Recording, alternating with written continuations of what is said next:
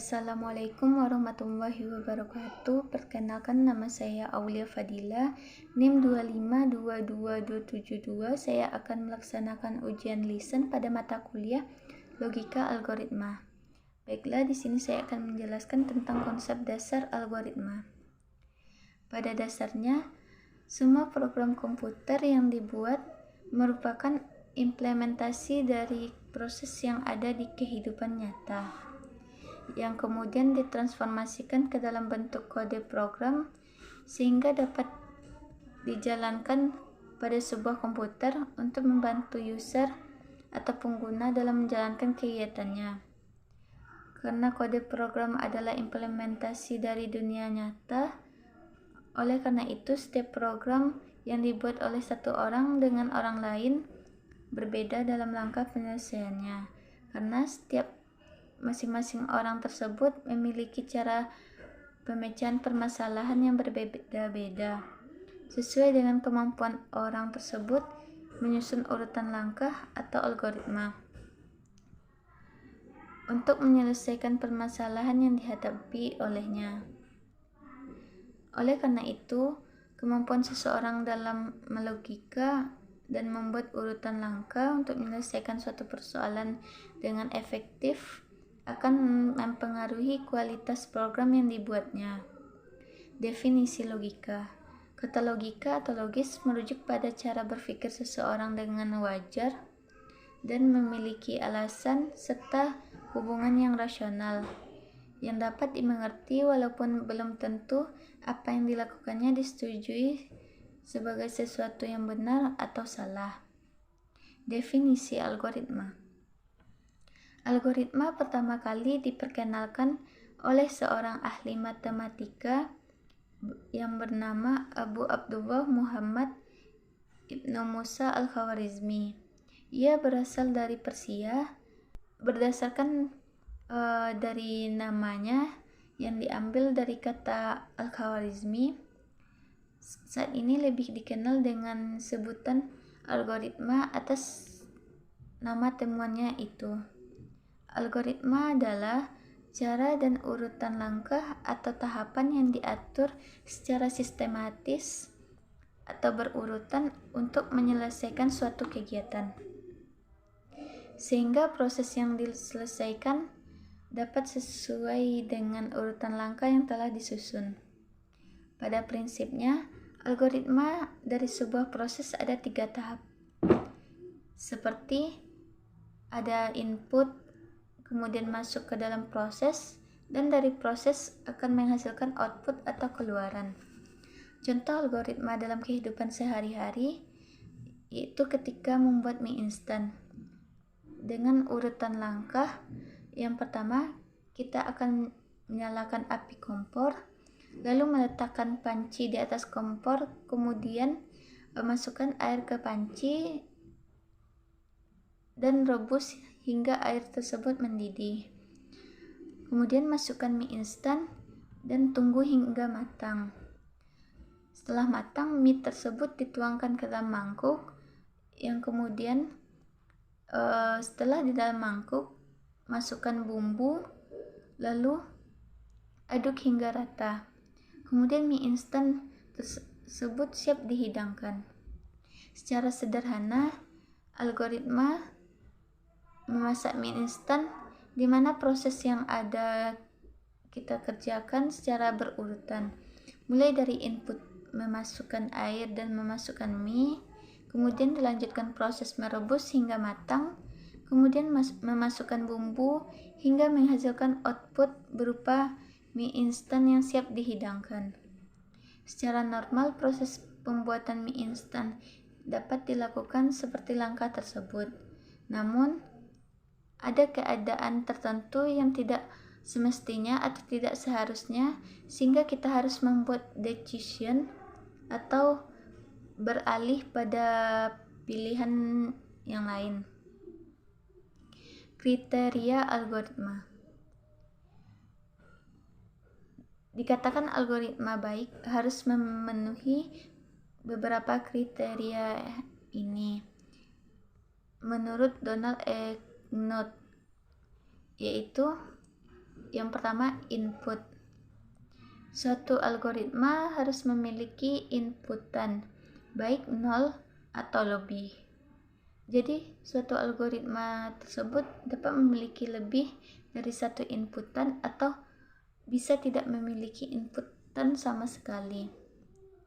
Dan data inputan itu didapatkan dari dalam algoritma itu sendiri. Yang kedua, output.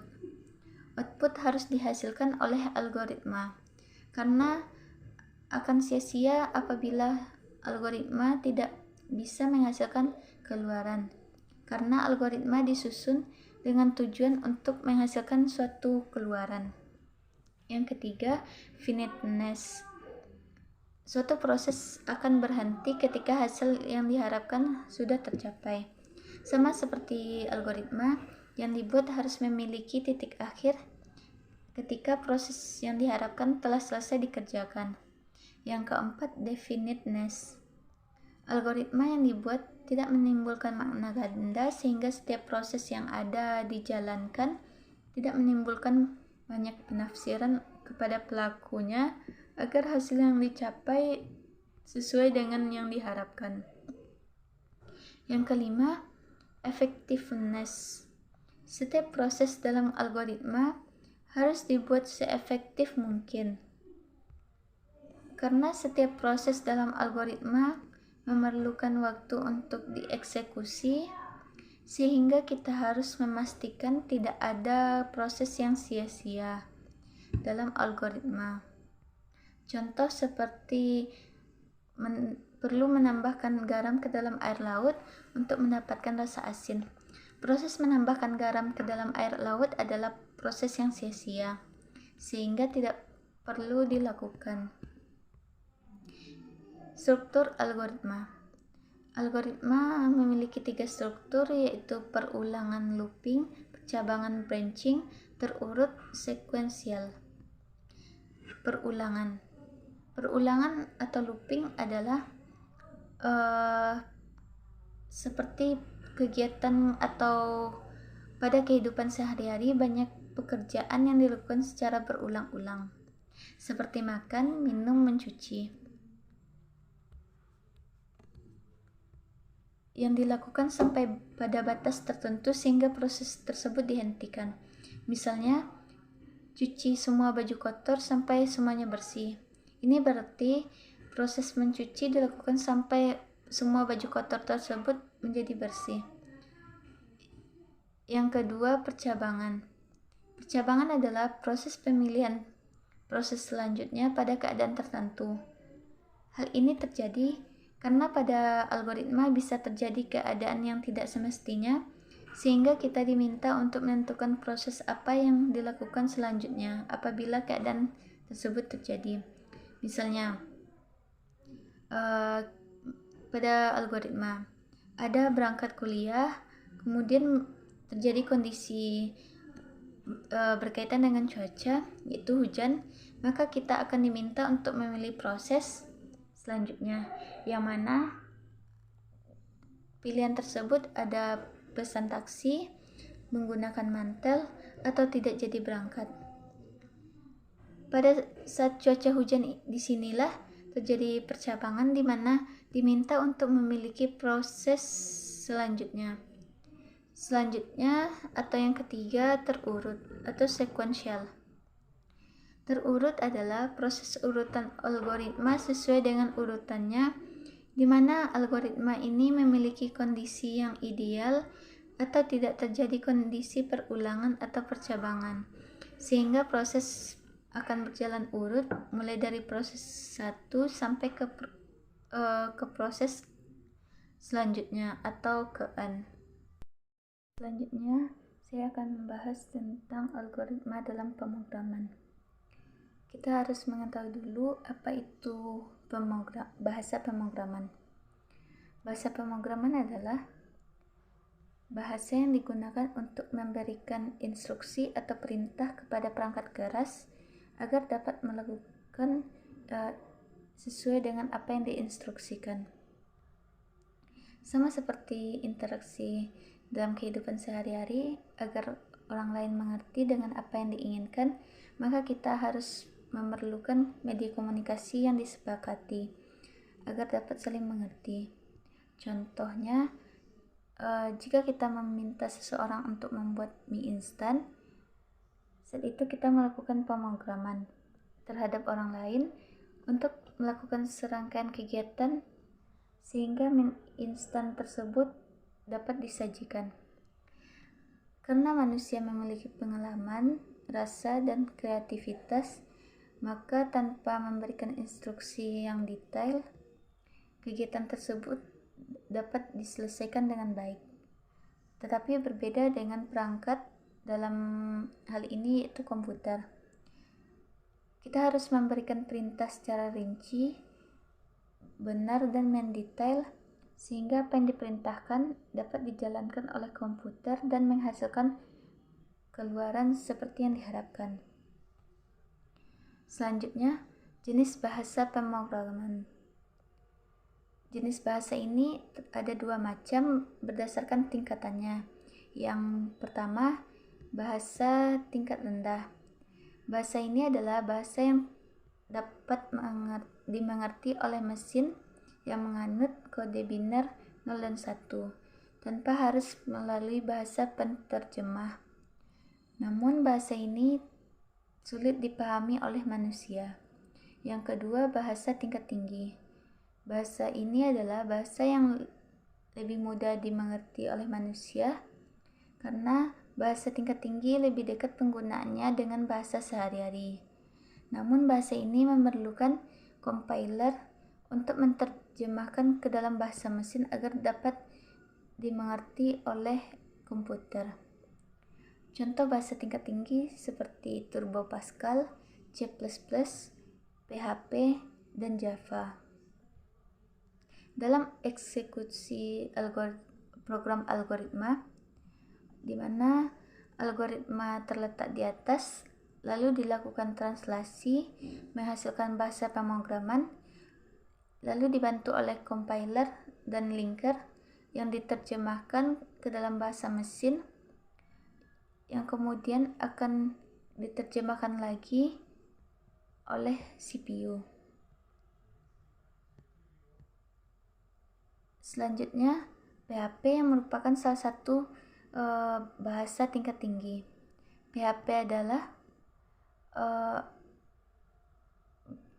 berguna untuk mendevelop website. PHP, C++, dan C Pagar memiliki kesamaan karena merupakan bahasa yang serumpun, yaitu bahasa C. Bahasa PHP pertama kali dikenalkan tahun 1994. Perkembangan bahasa PHP ini sangat masif karena telah banyak digunakan dalam waktu kurang dari 3 tahun. Kelebihan dari bahasa PHP ini adalah tidak berbayar. Maksudnya di sini adalah bahasa PHP ada bahasa pemrograman yang gratis sehingga setiap developer yang menggunakan bahasa pemrograman ini dapat dikembangkan secara bebas. Yang kedua, bahasa PHP mudah dipelajari. Karena telah banyak yang menggunakan bahasa PHP, sehingga dalam mencari referensi, maka akan mudah ditemukannya. Selain itu, bahasa ini juga mudah dimengerti. Yang ketiga, support terhadap semua basis data, seperti MySQL, Oracle, dan Interbase. Yang keempat, PHP dapat dijalankan di semua platform seperti Linux, Windows, dan macOS, sehingga memudahkan developer dalam mengembangkan aplikasinya. Penulisan algoritma dalam pemrograman. Penggambaran algoritma secara umumnya dapat disajikan dalam dua cara. Yang pertama, teks, dan yang kedua, gambar. Penyajian algoritma menggunakan tulisan atau teks ini disajikan dengan bahasa Inggris atau bahasa Indonesia atau pseudo-code. Sedangkan penyajian dengan gambar dapat disajikan dengan flowchart, data flow diagram, dan hypo, maupun menggunakan struktur chart. Pseudocode ini adalah kode yang ditulis mirip dengan kode yang sebenarnya dan ditulis berdasarkan bahasa pemrograman tertentu sehingga mudah dikomunikasikan dengan programmer karena lebih terperinci. Contohnya seperti algoritma menghitung luas persegi. Yang pertama yang kita lakukan adalah masukkan nilai panjang, kemudian masukkan nilai lebar, kemudian tentukan rumus menghitung luas, yaitu panjang kali lebar. Kemudian lakukan perhitungan, kemudian barulah tampilkan hasil. Flowchart. Flowchart adalah penggambaran algoritma dengan menggunakan media gambar atau simbol untuk menyelesaikan suatu permasalahan.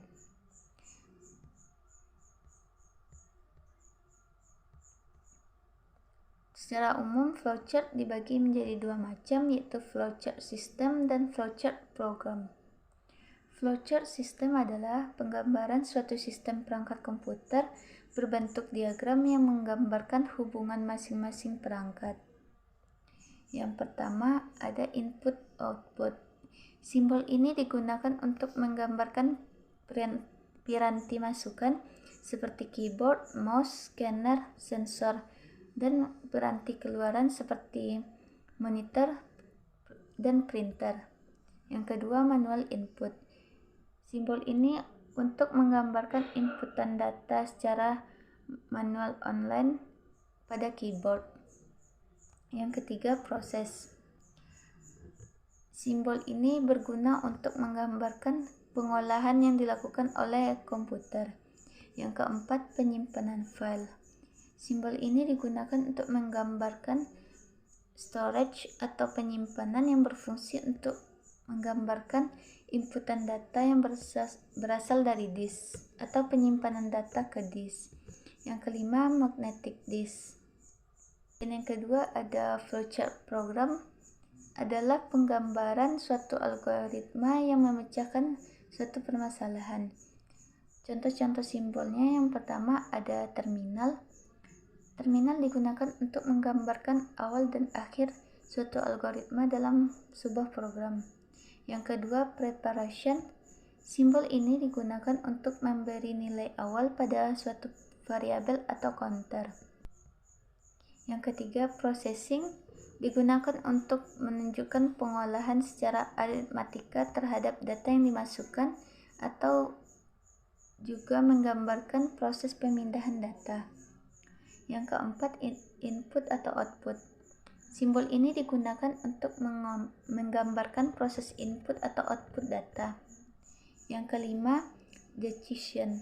Simbol ini digunakan untuk menggambarkan operasi percabangan pada logika. Yang keenam, predefined process. Simbol ini digunakan untuk menggambarkan sub-sub program atau bagian terkecil program yang dikenal dengan istilah fungsi atau prosedur. Yang ketujuh, konektor. Simbol ini digunakan untuk menghubungkan flowchart pada halaman yang sama. Yang kedelapan, off-page connector. Simbol ini digunakan untuk menghubungkan flowchart pada halaman yang berbeda. Yang kesembilan, ada arrow. Simbol flowchart ini digunakan untuk menggambarkan arah atau alur proses.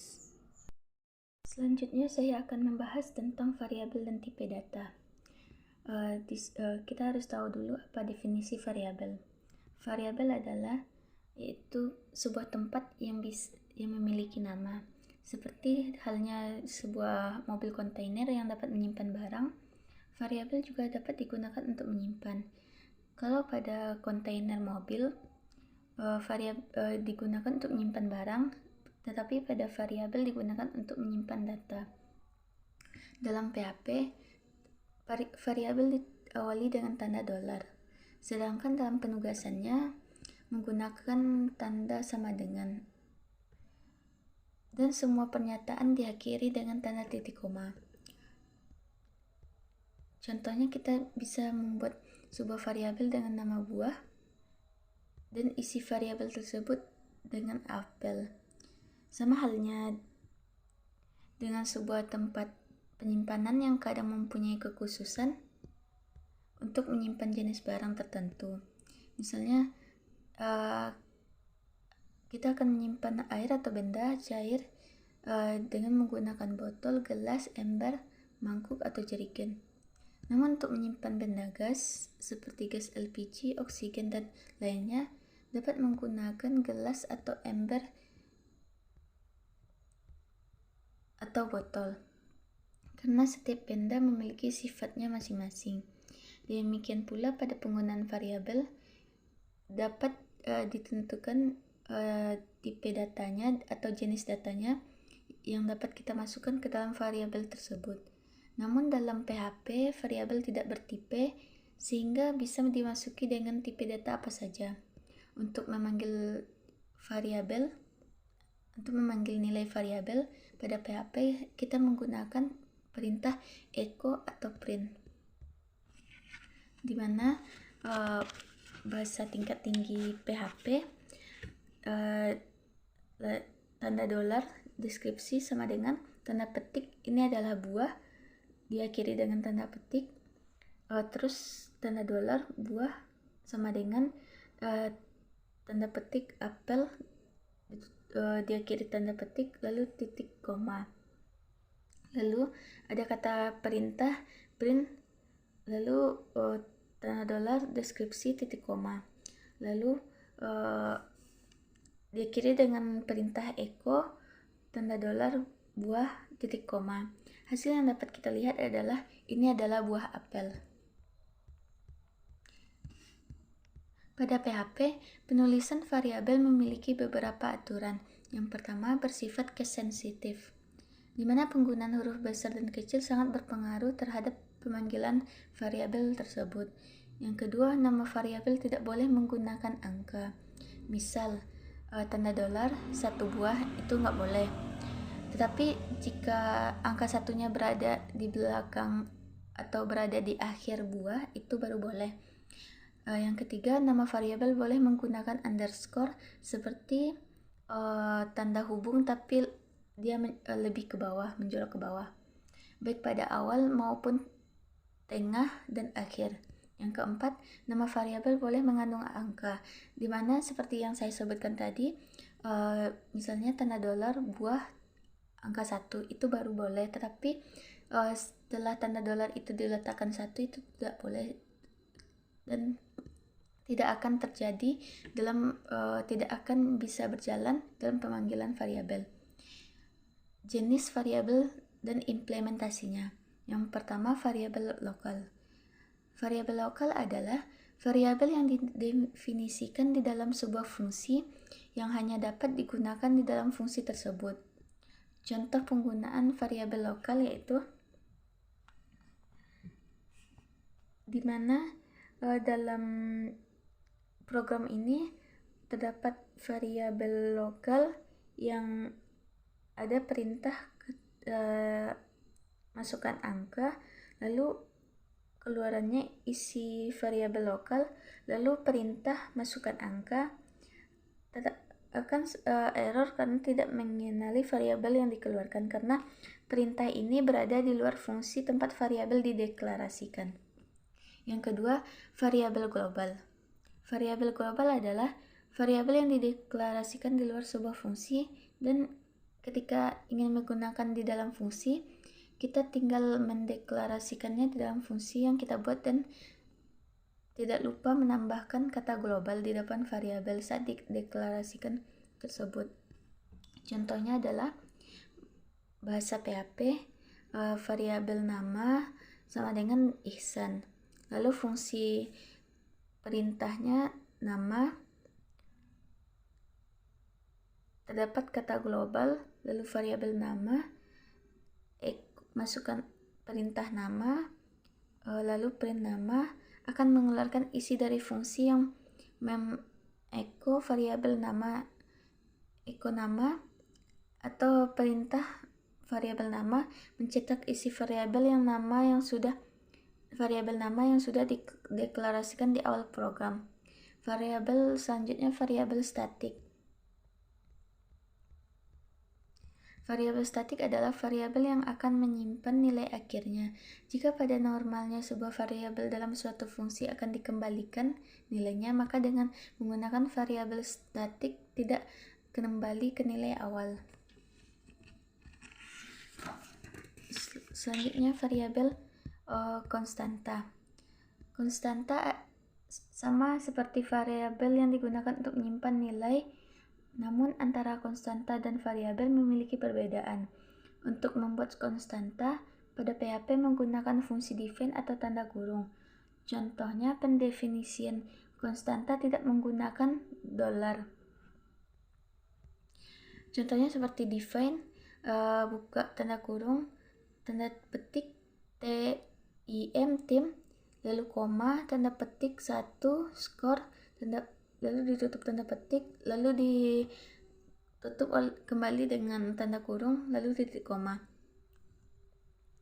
Tipe data. Tipe data berfungsi untuk menentukan nilai apa saja yang dimasukkan pada suatu variabel. Contoh, kita memberikan label angka pada umur. Maka ketika kita memberikan nilai huruf atau string ke dalam variabel, umur akan ditolak. Selain itu, tipe data juga menentukan besaran memori yang digunakan, karena setiap tipe data memiliki besaran alokasi memori yang berbeda-beda. Proses menentukan tipe data menjadi hal yang krusial karena akan mempengaruhi kode program yang akan dijalankan. Ketepatan dalam memilih tipe data akan meningkatkan efektivitas suatu program. Tipe data memiliki dua jenis, yaitu tipe data dasar atau primitif dan tipe data terstruktur. Pada rumpun bahasa C, mengenal 5 tipe data primitif, yaitu chart, int, double, float, dan void. Macam-macam tipe data dan penggunaannya. PHP merupakan rumpun dari bahasa C, di mana ketika kita mendeklarasikan sebuah variabel dalam rumpun bahasa C, secara umumnya dapat menyebutkan tipe data. Walaupun secara umum pendeklarasian variabel dalam PHP tidak memerlukan tipe data, namun tidak ada salahnya kita mengenal mengenai tipe data. Tipe data secara garis besar dikelompokkan menjadi dua jenis tipe data. Yang pertama, tipe data sederhana atau simple type. Juga dikenal dengan tipe data primitif. Tipe data primitif ini adalah tipe data yang dasarnya hanya mampu menyimpan satu nilai tiap satu variabel. Tipe data sederhana ini dapat dikelompokkan menjadi 3 jenis. Yang pertama, numerik. Pada kelompok data numerik ini, tipe data dibedakan menjadi 2 jenis. Yang pertama, integer, yang merupakan tipe data yang menampung bilangan bulat dan real.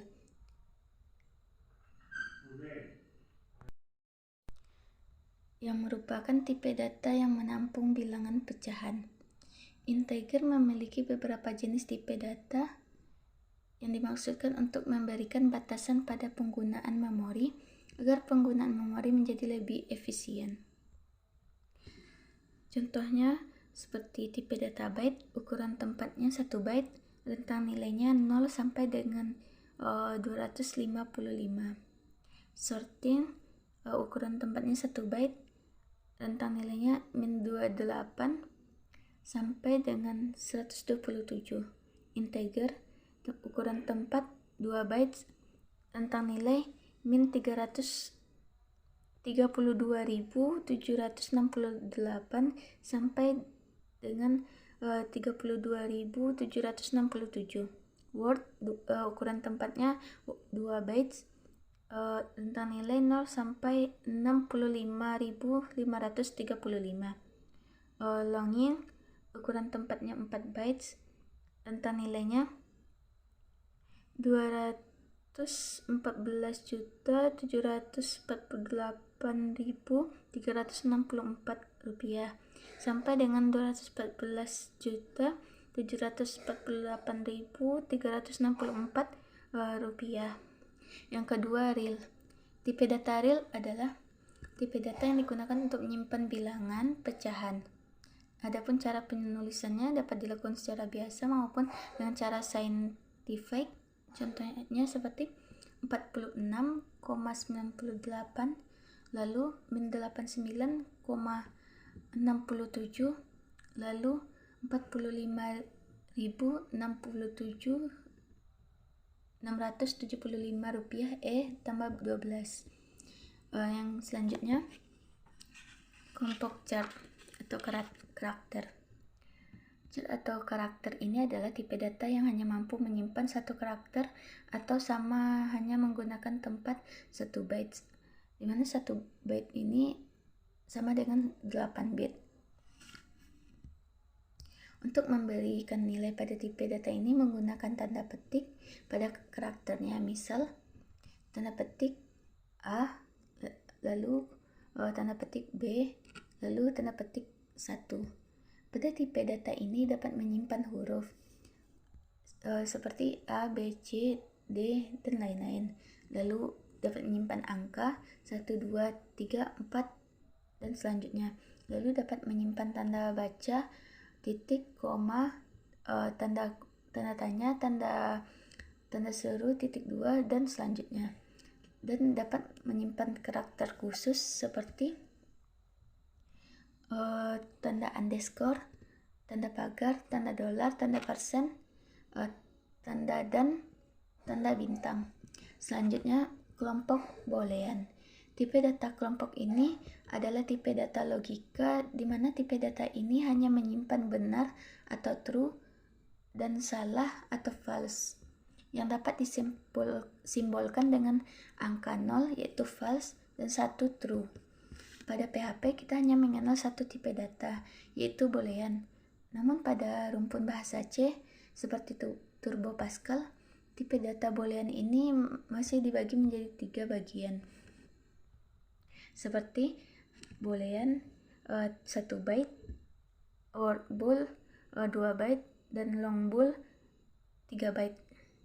Lalu selanjutnya tipe terstruktur atau struktur type. Tipe data terstruktur ini meliputi array, string, set, record, file, dan dalam tipe data string ini adalah tipe data yang dapat menampung teks, hampir sama seperti tipe data chart yang dapat menampung semua jenis karakter. Namun pada string memiliki panjang sehingga string dapat menampung data berupa teks. Adapun cara penulisannya itu dengan memberikan tanda petik di antara teksnya. Contohnya itu seperti bahasa PHP, lalu variabel buah sama dengan tanda petik nangka dan pisang diakhiri dengan titik koma. Pada contoh tersebut, variabel buah berisi nangka dan pisang yang diapit dengan tanda petik. Berarti variabel buah memiliki tipe data string karena dapat menampung teks. Sekian penjelasan dari saya. Apabila ada salah mohon dimaafkan. Assalamualaikum warahmatullahi wabarakatuh.